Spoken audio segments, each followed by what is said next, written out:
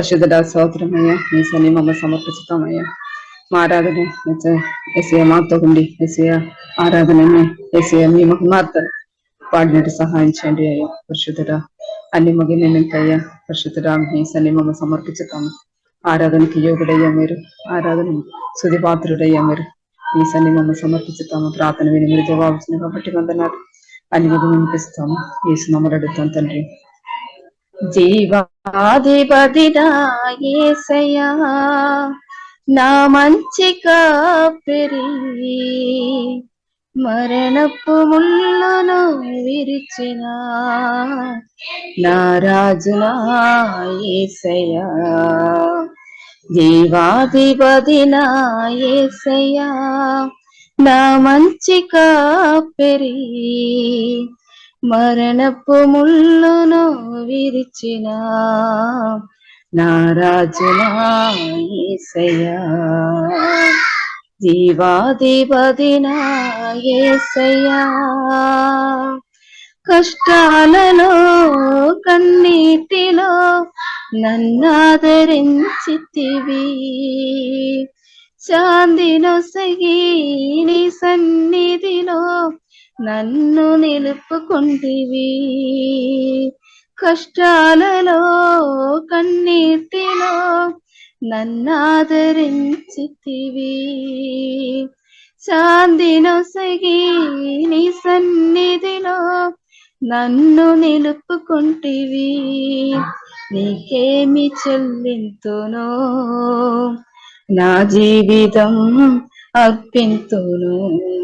నీకేమి చెల్లింతును, నా జీవితం అర్పింతును. జీవాధిపతినా యేసయ్యా, నా మంచి కాపరి, మరణపు ముళ్ళను విరిచిన నా రాజునా యేసయ్యా. జీవాధిపతినా యేసయ్యా, పాపఊబిలో పడి ఉండగా పైకి లేపితివి, రక్షణనిచ్చి నీ రక్తముతో నన్ను కడిగితివి.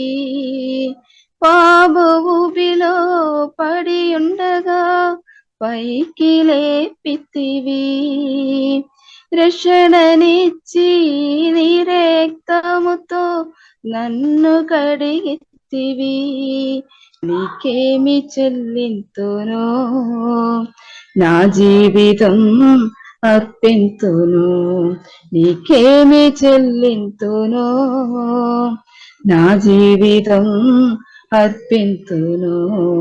జీవాధిపతినా యేసయ్యా, నా మంచి కాపరి, మరణపు ముళ్ళును విరిచిన నా రాజునా యేసయ్యా. జీవాధిపతినా యేసయ్యా, మరణ ఛాయలో నేనుండగా నన్ను బ్రతికించితివి, కరుణ చూపి నీ కృపతో నన్ను బలపరిచితివి. కరుణ చూపి నీ కృపతో నన్ను బలపరిచితివి. నీకేమి చెల్లింతునో, నా జీవితం అర్పింతును. నీకేమి చెల్లింతునో, నా జీవితం అర్పింతును. జీవాధిపతినా యేసయ్యా, నా మంచి కాపరి, మరణపు ముళ్ళును విరిచిన నా రాజునా యేసయ్యా. జీవాధిపతినా యేసయ్యా. స్తోత్రం. హల్లెలూయా. చిన్న ప్రేయర్ చేసుకుందాము. ప్రేమగల నా ప్రియ పరలోక తండ్రి, ఇంతవరకు మీ కృపలో మమ్మల్ని కాపాడి మీ సన్నిధిలో మరొకసారి తండ్రి వాక్యం ధ్యానించడానికి మాకు మా అందరికి ఇచ్చినటువంటి ఈ యొక్క కృపను బట్టి మీకు వందనాలు స్తోత్రాలు చెల్లించుకున్నాను తండ్రి. గొప్ప దేవా, ఏ యోగ్యత నాలో లేదు తండ్రి. అయోగ్యురాలు తిన్నాను తండ్రి.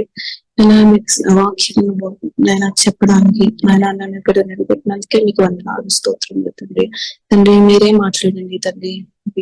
మీరే నన్ను ఆత్మ ద్వారా తండ్రి మాట్లాడండి, మా అందరితో మాట్లాడండి తండ్రి. మాకు కావాల్సినటువంటి ఆహారం తండ్రి మాకు అందరికీ ఆలోచించి తండ్రి మా జీవితాలు ద్వారా మీరందరూ మాకు మీరు మహిళ కొనుక్కొని తండ్రి ఆశీర్వదించడం ఇచ్చిన ఒక సమయాన్ని బట్టి మీకు చెల్లించుకుంటూ మీ సమయాన్ని మీకు మహిమకరంగా ఉండడానికి కృపణమని వేడుకుంటూ యేసుక్రీస్తు వారి నామమున ప్రార్థించి వేడుకుంటున్నాను.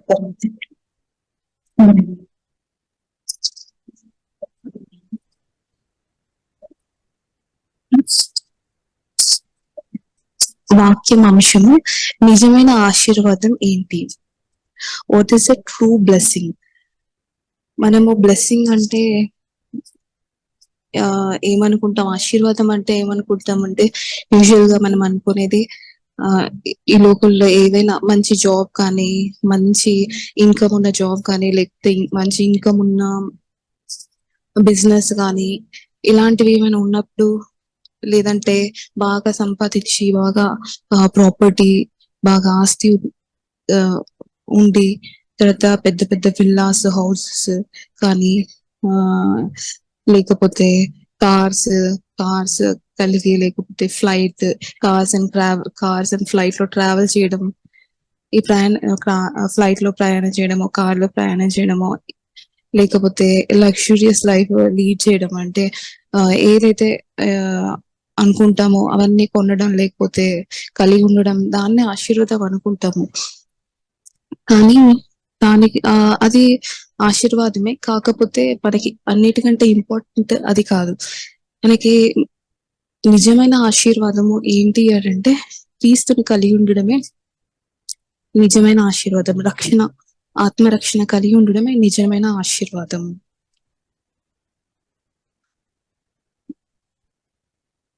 అయితే ఇప్పుడు ఆత్మ సంబంధం ఆశీర్వాదము అన్నప్పుడు మనము ఈ రెవల్యూషన్ ఆత్మ సంబంధ ఆశీర్వాదమే ఇంపార్టెంట్, నిజమైన ఆశీర్వాదం అని మనము ఈ రెవల్యూషన్ కలిగి ఉంటే మనము ఏది ఉన్నా లేకపోయినా సంతోషం ఉంటాము. ఈ లోక సంబంధమైన అవన్నీ మనము కావాలని ఆశించము. ఒకవేళ ఈ రెవల్యూషన్ లేకపోతే ఈ మెటీరియల్ బ్లెస్సింగ్స్ కోసము, భౌతికమైన ఆశీర్వాదాల కొరకు ఎదురు చూస్తూ ఉంటాం అన్నమాట. ఒకవేళ అవి దొరకలేదంటే మనము బాధపడతాం, లేకపోతే సంపూర్ణ సంతోషం ఉండదు. ఏదో తక్కువైందని ఎప్పుడు ఏదో ఇంకా కావాలని అనుకుంటుంటాం మన మనసులో. అయితే ఈ రెవల్యూషన్ మనం పొందుకోవాలి. ఏంటి? ఆత్మ సంబంధమైన ఆశీర్వాదాలే మనకు అన్నిటికంటే ఇంపార్టెంట్. ఈ లోకంలో ఇవి కూడా, ఈ భౌతికమైనవి కూడా మనం కలిగి ఉంటాం, ఆ దేవుడు మనకి ఇస్తాడు. కానీ ఆత్మ రక్షణ ఇంపార్టెంట్, క్రీస్తుని కలిగి ఉండడము ఇంపార్టెంట్ అన్నమాట. సో ఫస్ట్ ఇది. ఒకవేళ మనము ఈ లోక సంబంధమైన వాటిని వెతికామనుకోండి, అప్పుడు దేవుడు ఏమంటే ఆత్మ సంబంధమే మనం కలిగి ఉండము, ఏ సంతోషం కూడా కలిగి ఉంటాం. మనం దేవుని రక్షణ కూడా ఉంది మనకి అనే ఆనందం కూడా మనము అసలు మర్చిపోతామా, ఇది కూడా ఆశీర్వాదం కదా అనేది కూడా మనం గుర్తు చేసుకోము. అది అసలు అది మనకు అర్థం కూడా కాదు అది ఒక ఆశీర్వాదము అని. అయితే క్రీస్తుని కలిగి ఉండడంలో మనము ఎఫిషియన్స్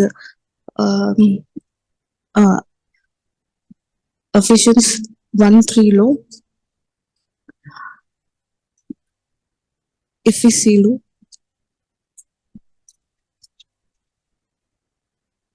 ఎఫెసీయులు మొదటి అధ్యాయము 3వ వచనంలో మన ప్రభు అయిన యేసుక్రీస్తు యొక్క తండ్రి దేవుడు స్తుతింపబడును గాక. ఆయన క్రీస్తునందు పరలోక విషయములలో ఆత్మ సంబంధమైన ప్రతి ఆశీర్వాదము మనకు అనుగ్రహించును.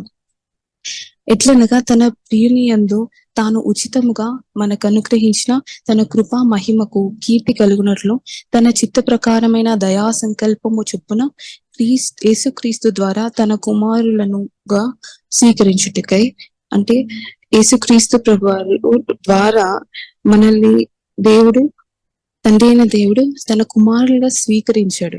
ఇది ఆత్మ సంబంధమైన ఆశీర్వాదం. దేవుడు జగత్ మనలను ముందుగా తన కోసము నిర్ణయించుకొని మనము తన ఎదుట పరిశుద్ధులమును నిర్దోషులమునై ఉండవలెనని జగత్తు పునాది వేయబడక మునిపే ప్రేమ చేత ఆయన క్రీస్తులో మనలను ఏర్పరచుకొనెను. మొదట దేవుని కుమారులుగా మనల్ని స్వీకరించాడు. యేసుక్రీస్తు ప్రభు ద్వారా దేవుని కుమారుడిగా కుమారులను కుమార్తెలుగా మనల్ని స్వీకరించాడు. ఈ ఆశీర్వాదము దేవుడు జగత్ పునాది వేయబడక మునిపే మనల్ని క్రీస్తులో ఏర్పరచుకున్నాడు. ఇదొక ఆశీర్వాదం. అలాగా క్రీస్తు యేసు ప్రభు ద్వారా ఆయన రక్తము వలన మనకు విమోచన, పాపము అపరాధములకు క్షమాపణ మనకు కలిగి ఉన్నది. ఈ పాపములు నుండి మనకి యేసుక్రీస్తు రక్తం ద్వారా మనం కడగబడినప్పుడు పరిశుద్ధులంగా మనల్ని మార్చుకుంటున్నాడు. ఈ యొక్క ఆశీర్వాదం దేవుడు మనకి ఇచ్చాడు. ఈ ఆత్మ సంబంధమైన ఆశీర్వాదం దేవుడు మనకి ఇచ్చాడు క్రీస్తు యేసు ప్రభు ద్వారా. 7వ వచనంలో దేవుని కృపా మహదైశ్వర్యమును బట్టి ఆ ప్రియుని యందు ఆయన రక్తము వలన మనకు విమోచన పాప విమోచన అనగా మన అపరాధములకు క్షమాపణ మనకు కలిగి ఉన్నది. తర్వాత ఈ ఆశీర్వాదముతో పాటు దేవుడు 8-9 వచనాలు చూస్తే కాలము సంపూర్ణమైనప్పుడు జరగవలసిన ఏర్పాటును బట్టి ఆయన తన దయా సంకల్పం చొప్పున తన చిత్తమును గూర్చిన మర్మమును మనకు తెలియజేసి మనకు సంపూర్ణమైన జ్ఞాన వివేచన కలుగుటకు ఆ కృపను మన ఎడల విస్తరింపజేశాను. జ్ఞానము మనకి అర్థం చేసుకోవడానికి దేవుడు మనకి జ్ఞానం కూడా కలుగు చేశాడు. తర్వాత ఇంకా దేవుడు మనకి పరిశుద్ధాత్మను కూడా మనకు అనుగ్రహించాడు. ఆయనకి స్వాస్థ్యముగా మనల్ని ఏర్పరచుకున్నాడు. 11-12 వచనాల్లో చూస్తే ఆయన యందు స్వాస్థ్యముగా ఏర్పరచుకున్నాను. స్వాస్థ్యము మనము ఆయన క్రీస్తు యేసు ద్వారా క్రీస్తు బిడ్డలమైనప్పుడు మనకి క్రీస్తు కలిగి ఉన్నవన్నీ కూడా మనకి ఇచ్చాడు. మనం ఇన్హెరిట్ చేస్తున్నాం అన్ని కూడా క్రీస్తు కలిగిన మనకి ఇచ్చాడు. ఈ ఆత్మ సంబంధమైన ఆశీర్వాదం దేవుడు మనకి ఇచ్చాడు. ఇంకా మనకి 13వ వచనంలో మీరును సత్యవాక్యమును అనగా మీ రక్షణ సువార్తను విని క్రీస్తునందు విశ్వాసం ఉంచి వాగ్దానము చేయబడిన ఆత్మ చేత ముద్రింపబడితిరి. మనకు దేవుడు ఎంతో ప్రేమతో పరిశుద్ధాత్మను ఆదరణకర్తగా మనకి ఇచ్చాడు. దేవుని ఆత్మ మనలో ఉంది. మనము దేవుని ఆత్మ చేత ముద్రింపబడి ఉన్నాము. ఈ ఆత్మ సంబంధమైన ఆశీర్వాదం కూడా దేవుడు మనకి ఇచ్చాడు.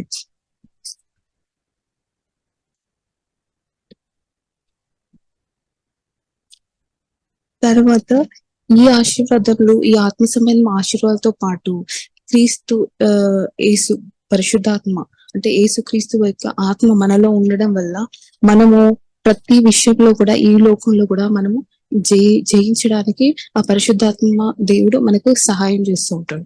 అయితే ఈ లోకంలో ఉన్న వాటికంటే ఇప్పుడు మనము ఏవైతే ఈ లోకంలో అనుకున్నట్టుగా భౌతికమైనవి ఉంటేనే మనం ఆశీర్వాదం పొందుకున్నట్టుగా మనం ఎవరినైనా చూస్తే ధనవంతులు చూస్తే చాలా ఆశీర్వాదం పొందుకున్నారు, వాళ్ళు చాలా ఆశీర్వదింపబడ్డారు అని అనుకుంటాం. రిచెస్ట్ పర్సన్స్ మనం ఎక్కడైనా చూసినప్పుడు ఆ ఆలోచన మనకు వస్తుంది. మనం కూడా పర్సనల్ గా మనం కూడా అనుకుంటాం అదే ఇది ఉంటే మనము ఆశీర్వదింపబడ్డాం అని అనుకుంటుంటాం. కానీ అన్నిటికంటే ఇంపార్టెంట్ దేవుని రక్షణ క్రీస్తులో ఉండడం, రక్షణ పొందుకోవడము. ఆ తర్వాత ఇంకొకటి చూస్తే సమస్యలో ఉన్నప్పుడు మనము దేవుని ఆశ్రయించడము కూడా ఒక ఆశీర్వాదమే. ఇప్పుడు చాలా మంది సమస్యలో ఉన్నప్పుడు క్రీస్తుని కలిగి ఉన్న వారు కూడా చాలా మంది దేవుని ఆశ్రయించలేకపోతున్నారు. అయితే ఇప్పుడు అన్యులు చూస్తే వాళ్ళకు కూడా ఏ నిరీక్షణ కూడా లేదు. కానీ మనకు క్రీస్తుని కలిగి ఉన్న వారికి ఒక ఆశీర్వాదం ఏంటంటే మనకు సమస్యలో ఉన్నప్పుడు దేవుడు మనకి సహాయం చేస్తాడు అనే ఒక నిరీక్షణ కలిగి ఉండడమే ఆశీర్వాదం. సామెతలు 34:8 చూస్తే సామెతలు సాంగ్స్ కీర్తనలు 34:8. యెహోవా ఉత్తముడని రుచి చూసి తెలుసుకొనుడి, ఆయనను ఆశ్రయించు నరుడు ధన్యుడు. ఆయన ఉత్తముడు, దేవుడు మనకు ఉన్నాడు, ఆయన నమ్మదగిన వాడు, ఆయన ఉత్తముడై ఉన్నాడు. దేవుడు మనం ప్రార్థిస్తే మన ప్రతి సమస్యల్లో నుండి కూడా మనకి విడుదల ఇస్తాడు. ఆ యొక్క నిరీక్షణ మనం కలిగి ఉన్నప్పుడే మనకు ఆనందంగా ఉంటది. ఒక్కొక్కసారి అనిపిస్తుంది, ఏమనిపిస్తుంది అంటే మనం క్రీస్తుని కలిగి ఉన్నాం కాబట్టి మనకి నిరీక్షణ ఉంది, క్రీస్తుని కలిగి ఉన్నాం కాబట్టి రక్షణ ఉంది, మనకి నిజమైన దేవుడు తెలుసు కాబట్టి మనకి ఒక నిరీక్షణ, ఒక ధైర్యం ఉంటది. అదే అన్యులకు ఎలా ఉంటది, అసలు ఏ నిరీక్షణతో వాళ్ళు ఉంటున్నారో అని అనిపిస్తుంది. కానీ దేవుడు మనకి ఒక నమ్మకమైన దేవుడుగా ఉండి మనకు ఒక నిరీక్షణ, సమస్యలో మనకి నిరీక్షణ కలిగి ఉండడానికి ఒక ఆశ్రయ దుర్గంగా దేవుడు మనకు ఉన్నాడు. ఇంకా ఇంకొకటి ఆశీర్వాదం ఏంటి అంటే, నిజమైన ఆశీర్వాదము మనము దేవుని కలిగి ఉండి కీడు వస్తుందనే భయం లేకుండా ఉండడమే. ఆ వచనంలో ఉంటది, దేవుని ఆశ్రయించినారు కీడు వస్తుందనే భయం లేకుండా నిర్భయంగా ఉంటారు. భయం లేకుండా అంటే దేవుని కలిగి లేకుండా, దేవుని చెప్పినట్లు మనం నడవకుండా ఎలా పడితే అలాగా భయం లేకుండా ఉండడం కాదు, కానీ దేవుని కలిగి ఉన్నప్పుడు ఆ ధైర్యం ఉంటది. మనం దేవునితో నడుస్తున్నప్పుడు, దేవునితో సహవాసం కలిగి ఉన్నప్పుడు ఆ ధైర్యం అనేది ఉంటుంది. అప్పుడు కీడు వస్తుందనే భయం మనకి ఉండదు.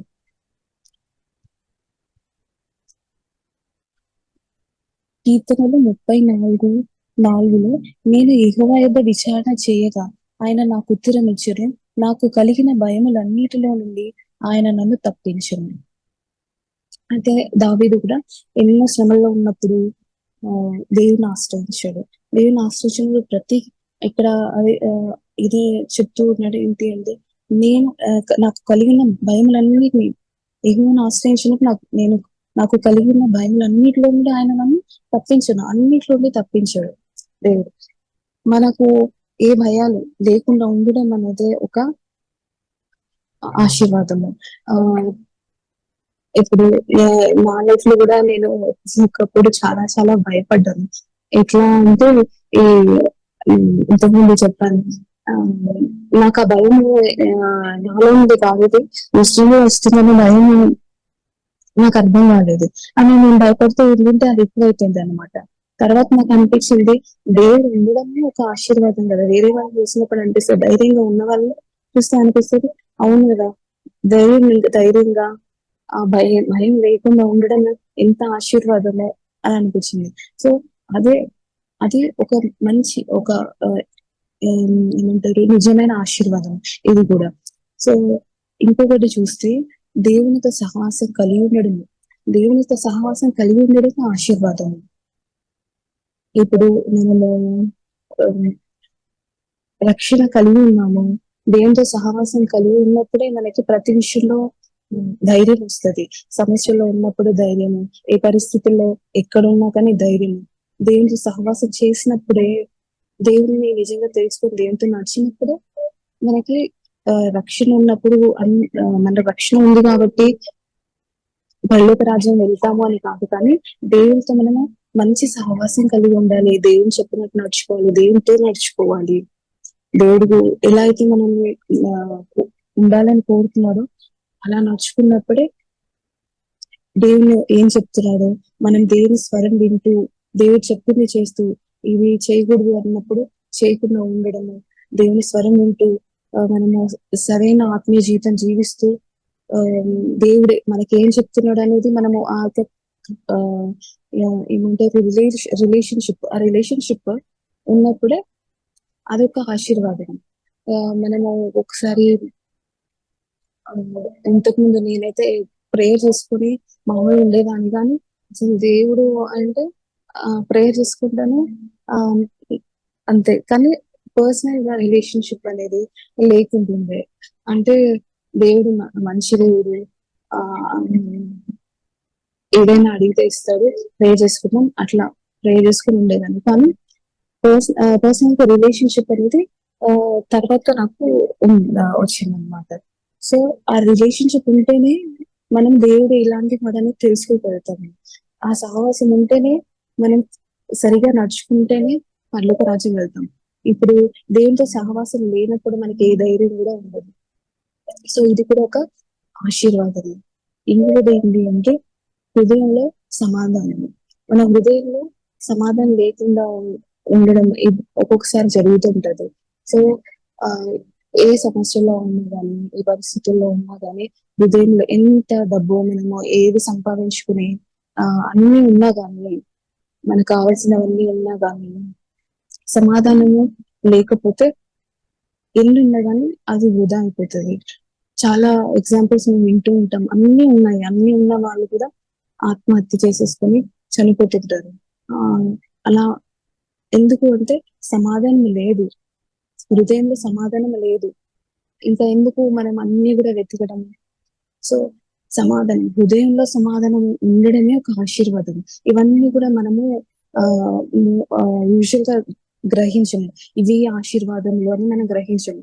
కానీ ఇవి కలిగి ఉండడం ఎంత ఆశీర్వాదమో అది మనం అది రుచి చూసి తెలుసుకుంటేనే, అది మనము చూస్తేనే తెలుసుకుంటేనే దాని వాల్యూ మనకి అర్థమవుతుంది. అయితే ఇప్పుడు ఇవన్నీ ఆశీర్వాదాలతో పాటు క్రీస్తుని కలిగి ఉన్నప్పుడు దేవుడు ఎప్పుడైతే మనము యేసు ప్రభుని కలిగి ఉండి దేవుని రాజ్యము, దేవుని నీతిని వెతుకుతామో, మత్తయి 6:33 ఉంటుంది.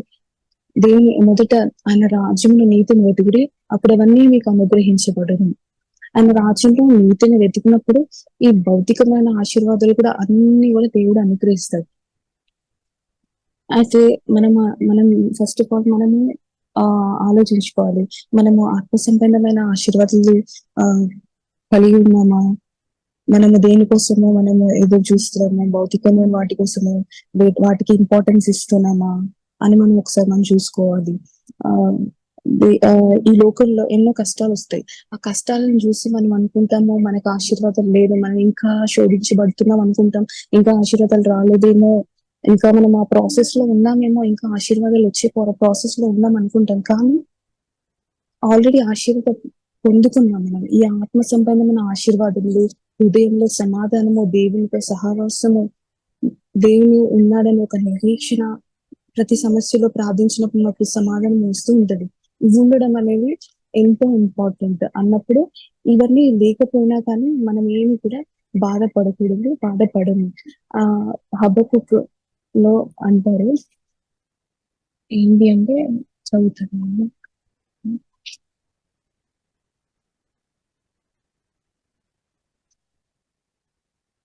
హబక్కుక్ 3:17 అంజూరపు చెట్లు పూయకుండినను, ద్రాక్ష చెట్లు ఫలింపకపోయినను, ఒలివ చెట్లు కాపు లేకయుండినను, చేనిలోని పైరు పంటకు రాకపోయినను, గొర్రెలు దొడ్డిలో లేకపోయినను, సాలలో పశువులు లేకపోయినను, నేను యెహోవాయందు ఆనందించదను, నా రక్షణకర్త అయిన నా దేవుని యందు నేను సంతోషించదను. ఏమి లేకపోయినా కానీ యెహోవాను నేను ఆనందించదను, నా రక్షణకర్త యందు అయినా నా దేవుని యందు నేను సంతోషించదను. ప్రభువుకు యెహోవాయే నాకు బలము, ఆయన నా కాళ్లను లేడి కాళ్ల వలె చేయను, ఉన్నత స్థలముల మీద ఆయన నన్ను నడవచేయను. ఏమీ లేకపోయినా నేను యెహోవాతో సంతోషిస్తాను. ఏమీ లేకపోతే అది ఆశీర్వాదం కాదనుకుంటాం. కానీ ఇక్కడ హబక్కూకు ప్రవక్త ఏం చెప్తున్నా అంటే, ఏది లేకపోయినా నేను యెహోవానందు ఆనందిస్తాను అని అంటాడు. అన్ని దేవుడు ఉంటేనే ఆశీర్వాదము.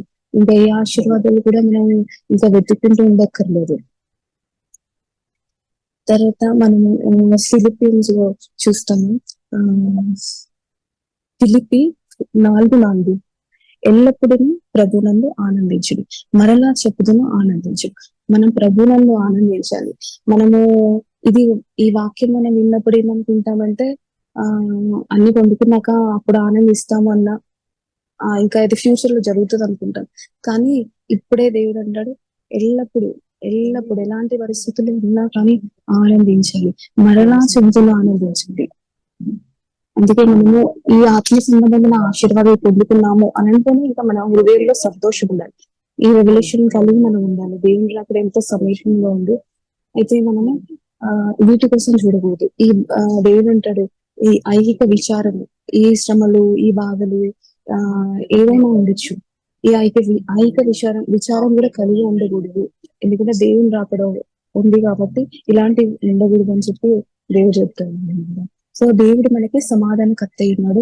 దేవుడే మనకి సమాధానం అనిపిస్తాడు.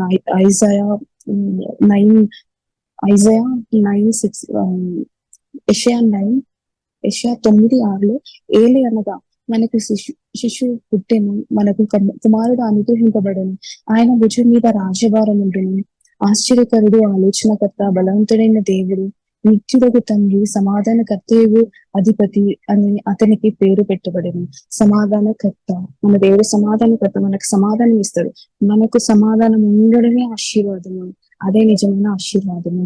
ఆత్మ సంబంధమైన ఆశీర్వాదాలతో పాటు ఈ లోకంలో ఉన్నది సమాధానము. మనకి సమాధానం ఆశీర్వాదం, మనకు ఒక నిజమైన ఆశీర్వాదం.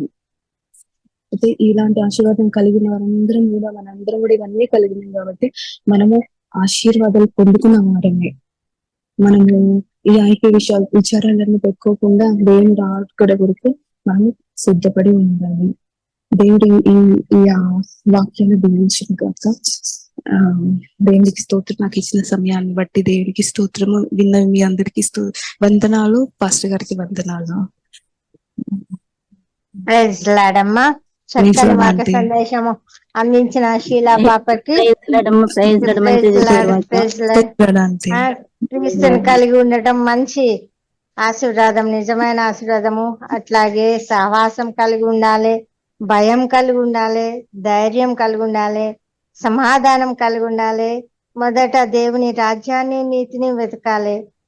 ఎల్లప్పుడూ ప్రభునందు ఆనందించాలి. ఏ ఇబ్బందులు, ఏ సమస్యలు వచ్చినా ప్రభుని ఆశ్రయించినట్లయితే మనకి సమాధానము, నెమ్మది కలుగుతుంది, నిజమైన ఆశీర్వాదం దొరుకుతుందని చక్కని అంశాలతో చక్కగా వివరించిన శీలా పాపకి ప్రత్యేక వందనాలు తెలియజేస్తున్నాను. ఈ విధంగా పాప ఇంత వయసులోనే ఇంత గొప్పగా వాక్యంలో ఎదిగినందుకు చాలా ఆనందిస్తున్నాము. నేను అభినందిస్తున్నానమ్మా శీలాపాల్.